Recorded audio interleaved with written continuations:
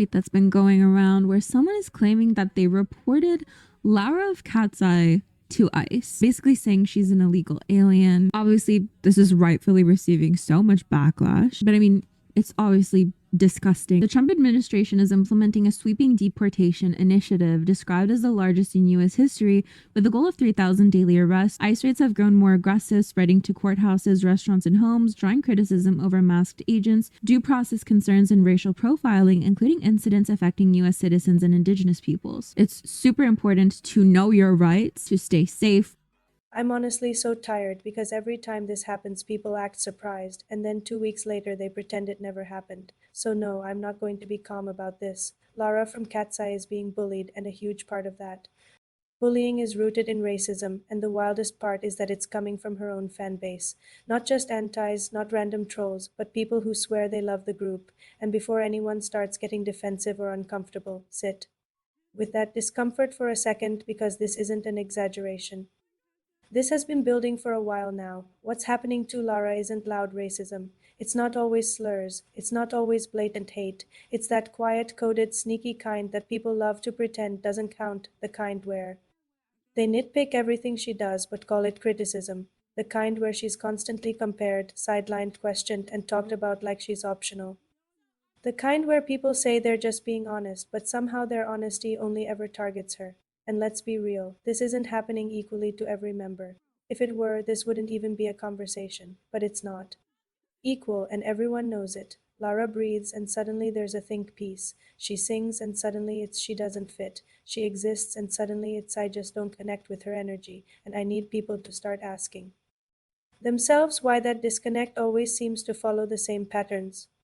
Because at some point it stops being about performance and starts being about perception. What makes this worse is how normalized it's become. Fans will laugh it off, repost shady comments, or say things like it's not that deep, but it is that deep when the same member is always on the receiving end. It is that deep when microaggressions stack up until they become a constant presence. It is that deep when someone is made to feel like they're constantly auditioning for a spot they already earned. And yes, earned, because let's clear that up right now. Lara didn't sneak into KATSEYE. She trained, she debuted, she performs, she does her job, she contributes to the group. She deserves to be there just as much as anyone else. The idea that fans get to treat her like a placeholder is insane. What really gets me is how fans will scream about mental health, kindness, and protecting idols until it's time to actually do it. Suddenly, when the idol is Lara, the empathy disappears. Suddenly, it's she should ignore it, she should be stronger, she signed up for this. That mindset is disgusting, and it exposes exactly who fandom empathy is actually. 4. And let's talk about how this behavior is justified. People love hiding behind group dynamics or concept fit like those words aren't being weaponized. They'll say she doesn't match the vibe or that her presence feels off compared to what? According to whose standard? And why do those standards always conveniently align with narrow exclusionary ideas of who looks and sounds like they belong? Because here's the thing people don't want to admit. A lot of fans have a very specific image in their head of what a global girl group should look like, sound like, and represent. And when someone challenges that image, even slightly, the discomfort turns into resentment. Instead of unpacking that discomfort, they project it onto Lara, and the projection is obvious. You see it in the way her mistakes are magnified while others are excused. You see it in the way her successes are minimized. You see it in how praise for her always comes with a but. You see it in how she's constantly framed as the weakest link, even when there's no actual evidence to support that claim.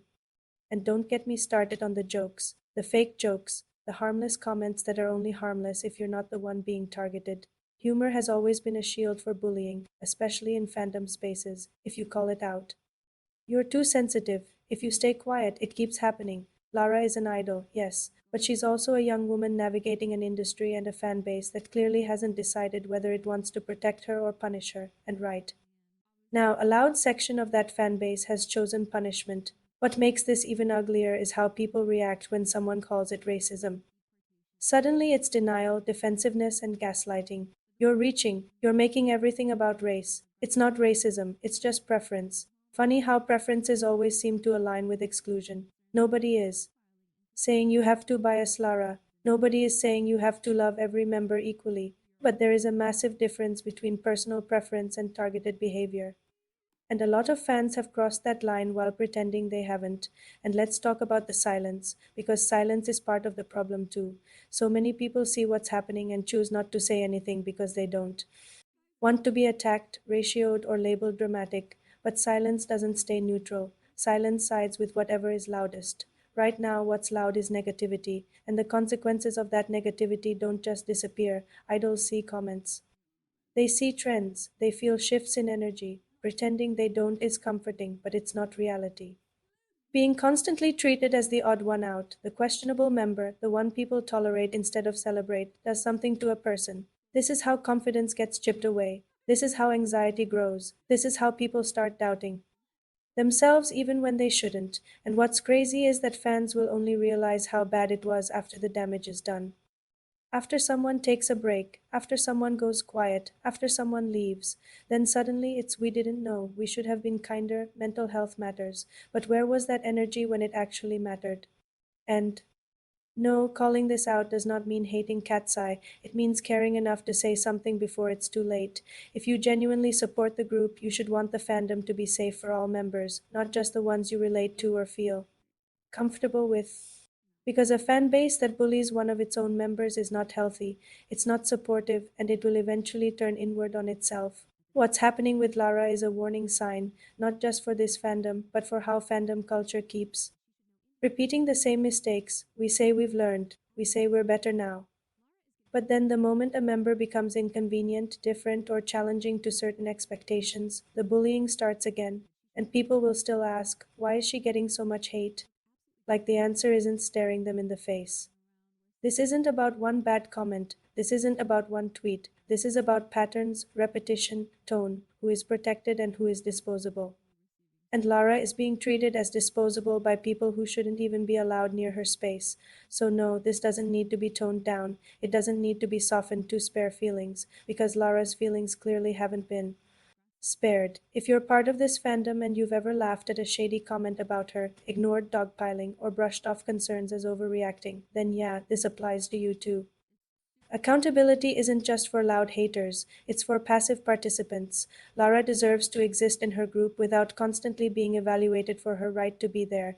She deserves to be celebrated without qualifiers. She deserves respect without conditions. And until that happens, people need to stop pretending this is just harmless fandom mess. It's bullying, it's exclusion. And yes, it's racism whether people like that word or not, because calling it anything else is just another way of avoiding the truth. And honestly, this has to stop.